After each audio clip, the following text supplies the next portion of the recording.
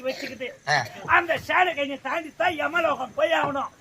இந்த சேலை கண்ணி அந்த எருமை கடை பார்த்துச்சு, 3 முறை உத்து பார்த்துச்சு, 4வது முறை 4 பட்டி. என்னடா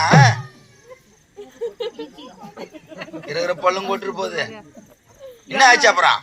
ஏமா அடியில அதுக்கு மேல எருமை கடை, அதுக்கு மேல நானு 3 பேரும் சேர்த்து கண்ணு சொருகின்னு கிடக்குறோம்.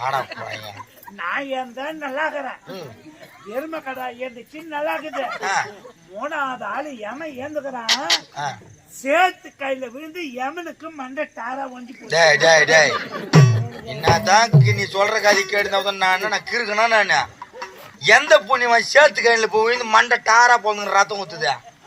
ஓ எப்படி வஞ்சதுன்னு கேக்குற? ஆமா, அந்த சேடை ஓட்டி வச்சுக்கிறானுங்க பாரு, அவனுங்க அண்ணன் தம்பி சொத்து தகராறு, அவனுங்க கைதிய பங்குட்டு நடுக்கையில காணிக்கல நச்சுக்கிறாங்க. இது தெரியாத யமன் போய் காணிக்கல மேல போய் விருந்துச்சுக்கிறான். மண்டை ஆயிடுச்சு, பொழுது போச்சு. யமனுக்கு ரத்தமா ஊத்துது. உடனே உத்தரமேரூர் ஆஸ்பத்திரிக்கிட்டு மொய்ய கத்தி கத்தி யமலோகம் போனா மொத தெருவிலேயே தென்னை மேல உக்காந்து உங்க தாத்தா கை தீர்ச்சிங்க. என்ன பத்தி என்ன கேட்டாரா? கீச்சு கீச்சு குத்துங்க. அங்க முதல் தெரு இல்லையா யமலோகத்துல? என்ன பாத்துட்டாரு. என்ன பத்தி என்ன சொன்ன இல்லையா? கேட்டாரு. நானு நான் பக்கத்தோட சேகரத்தான் வரியானு கேட்டாரு. ஆமா தாத்தா, எங்க பேரன் எப்படி இருக்கிறான் பட்டாபின்னு கேட்டாரு பெட்டிக்காரு. அவருக்கு எந்த குறைபாடும் கிடையாது. சரி சரி. அவர் ஊர் பட்ட கோயில்கள் சாப்பிட்டு கூத்தாடிங்க.